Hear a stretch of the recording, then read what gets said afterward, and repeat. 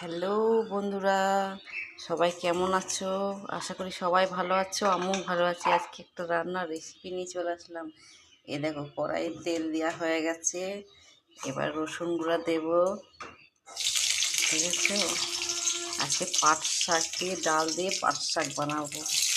আর তোমাদের আজকে দেখাবো কী করে ডাল দিয়ে পাট শাক বানানো হয়। দেখো, দেখো রসুনগুলো দিয়ে দিয়েছি। রসুনটা ভাজা হয়ে যাক।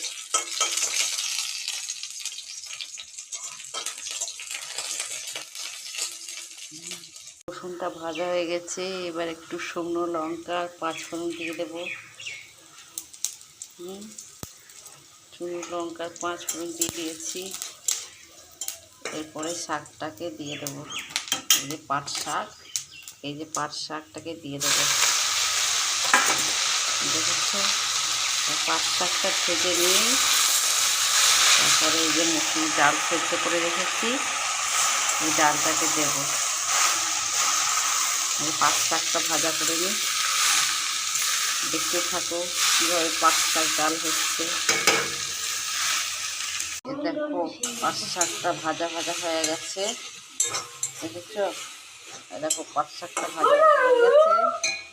এরপরে এই যে ডালটা ঢেলে দেবো। তার মধ্যে একটু নুন আর একটু হলুদ দিয়ে দেবো। হলুদ লবণ আগেই দিয়ে দিয়েছি, আর ডালেও একটু লবণ, সেদ্ধ ডাল করার সময় লবণ দেওয়া ছিল। এখন লবণটা দেবো না, এখন শাকটা পরে ডালটা ঢেলে দেবো। এই যে ডাল ঢেলে দিচ্ছি, আর একটু ডাল রেখে দিলাম। আমার ছেলে মেয়ে আবার পাট ডাল খায় না, তার জন্য। এই যে, এই দেখো, পাট ডাল হয়ে গেছে।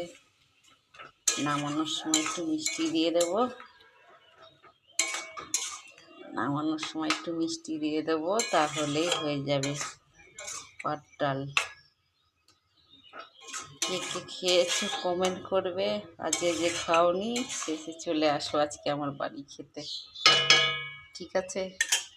কে কে খাওনি আর কে কে খেয়েছো বলবে। আর একটু দেখো, নামানোর আগে একটু মিষ্টি দিয়ে দেবো। ফুটে দেখো, ফুটে উঠলে পরে নামিয়ে নেব। তার আগে একটু মিষ্টি দিয়ে দেবো।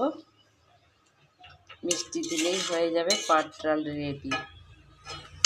সবাই ভালো থেকো, সুস্থ থেকো। এই যে মিষ্টি দিয়ে দিলাম, তো হয়ে যাবে পাট ডাল রেডি। টাটা, সবাই ভালো থাকবে, সুস্থ থাকবে। আবার পরে রেসিপি নিয়ে আসবো। টাটা।